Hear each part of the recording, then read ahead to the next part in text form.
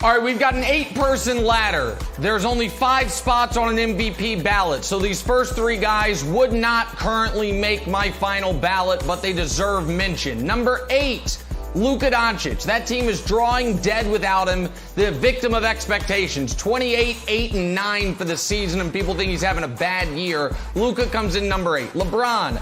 What obviously kills him is the missed time. He was first or second when he got hurt. The team's record with him, though, is still exceptional. His numbers are exceptional, but he falls to 7th. And if he misses more time, he could fall further even than this if we were to do this a week from now. And then Kawhi.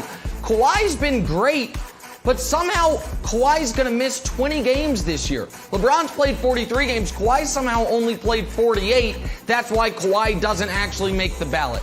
Now guys who will make the ballot, but not win. 3, 4, 5, here they are right now. Steph Curry, 31.5 points per game. The team is drawing dead on offense without him. Just no shot at scoring without him. And he's played a bunch this year, but they're a 500 team, so I can't put him higher than 5th. Giannis. If Giannis hadn't won the last 2 MVPs, we probably would be looking slightly more fondly upon his performance this year. But even if he hadn't won the last 2 MVPs, I don't think he would win it this year because the Bucks currently are the 3 seed and his numbers are not quite as good as they were last year. But he certainly should be on the ballot. And then there's Embiid. They're going to be the 1 seed. He is a brilliant player on both ends of the court. His numbers are out of this world. He's second in the league in PER. But again, the games played, we talked about LeBron. LeBron's played 43, Embiid's only played 46. But they're the 1 seed, and he was playing so exceptionally before the injury, he can stay there. And now the controversial part. Your top 2. Number 2, Nikola Jokic. Wow. The Joker's been awesome. He has a 31 plus PER. They are 9-2 since Jamal Murray went down. His passing as a big man is the best we have seen since Bill Walton. I am not taking away from Joker, but this is the league's most valuable player. It is not league leader in PER. It is not scoring champion. It is not best stats. It is all of that into a nice little tapestry. Wow. Who adds the most value? The Phoenix Suns last year before the bubble were so bad that they went undefeated in the bubble and did not make the play-in. They were 26-39 before the bubble. They switched out Ricky Rubio and Kelly Oubre for Chris Paul. And now they have the best record in the entire NBA. Chris Paul, his entire career, has affected winning. The Hornets, they get him as a rookie. They go up 20 wins. He leaves. They go down 25 wins. The Clippers get him. They go plus 9 wins, even though the season was only 66 games that year. They immediately make the second round of the playoffs. The Rockets get him. They win 65 games and are up 3-2 on the unbeatable Warriors until he gets hurt. The Thunder are trying to tank, and they get him. And they make the playoffs and get to Game 7 of a first round. The Suns are trying to take the leap from non-playoff team to playoff team. They get him, and they have the best record in the NBA. No one has added more value to their team this year than Chris Paul.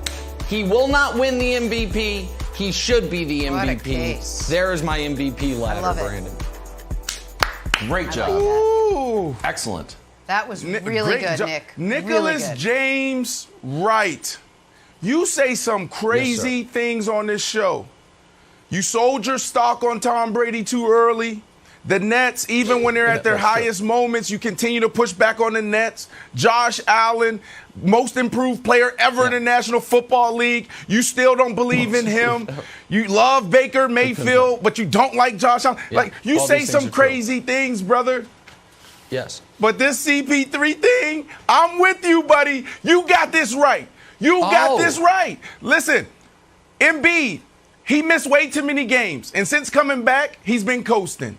Okay, Jokic. I just don't think the Nuggets, he's playing phenomenal, but the Nuggets they're not a good team. And if the precedent is it comes from a top seed, a 1 or 2 seed, then you got to take him out. He's playing good, but the Nuggets just aren't a good team. And then you have James Harden, who I believe in. If he didn't get hurt, he didn't pull his hamstring, he would be my MVP. But he missed too many games, missed way too many games. CP3, we're talking about just transforming an organization and a culture in less than 3 months? They didn't even have a whole offseason. You didn't even talk about that, Nick.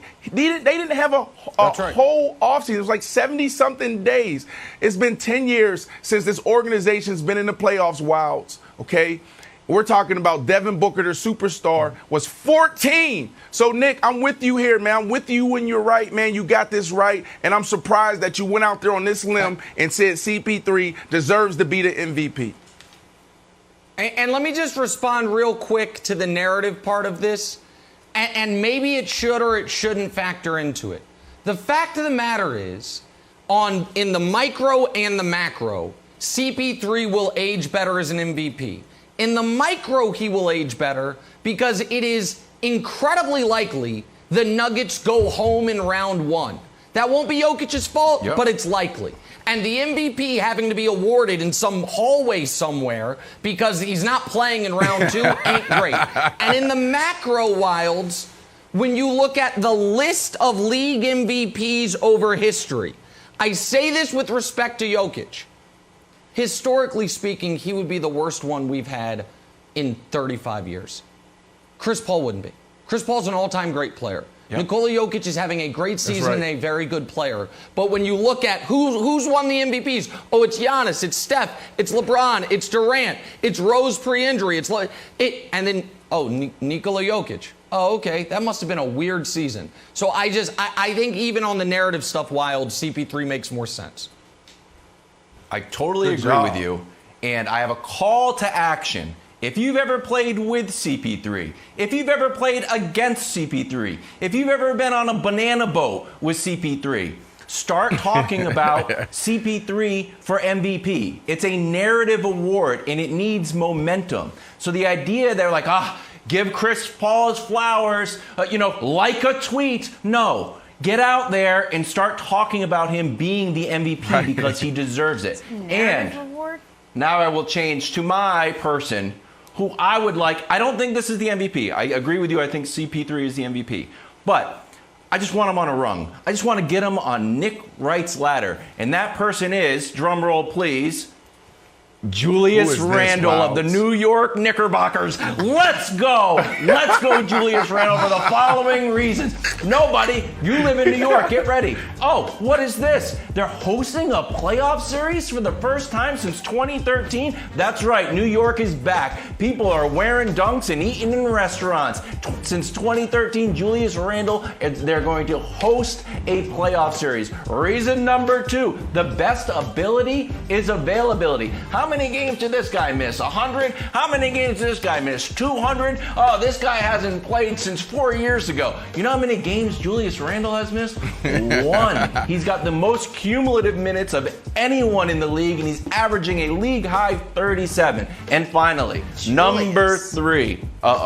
Whose music is that? Is that Larry Bird's music? What? Julius Randle can hit threes like Larry Bird? Indeed, he can. Now look, fantastic. 24 points, 10 rebounds, shooting 40% on 3. Now, Nick, I am not saying this guy is the MVP. I don't think he deserves to bring home the hardware. But who do you replace if I told you at the beginning of the season that the Knicks would have the same record as the Lakers and we'd be hosting a home playoff series, you'd be like, what? Why? How? And the answer is Julius Randle. I just want him on the ladder. That's just put him on the ladder. Even a lower rung. I've got Wilds. I've got him at the top of the ladder. The MIP ladder, which he will win. He is the most improved player, and congratulations, Julius. And you're even on the cover of the New Yorker, somewhere in the background, in between Kyrie Irving's thighs. That's fine. I'm happy for you, buddy. But you're not an MVP. He can't be most improved. I think he is going to be most improved. I think he is. gonna be. He's been in the most league improved. for 9 And years. by the way, Anytime you what is give it, out 8 that years? award, yes, it's and he most took a improved. leap. And by the way, if there's one person who I thought you were going to make the case for, but man, Wildes is so fickle. I can't imagine what dating you in high school was like. Dame. You should have made the case for Dame. Dame was the guy I had the you got hardest time Dame. leaving off. You love Dame. You adore Dame. And now you're like, oh, I live in New York, even though I actually live in upstate Right. somewhere and I commute. It's Julius time Randle. now, Wildes. Yeah. Thanks for watching. Subscribe here to get the latest from the show. Also, be sure to check out more of the best clips from First Things First, or go watch a few segments from our other shows on FS1.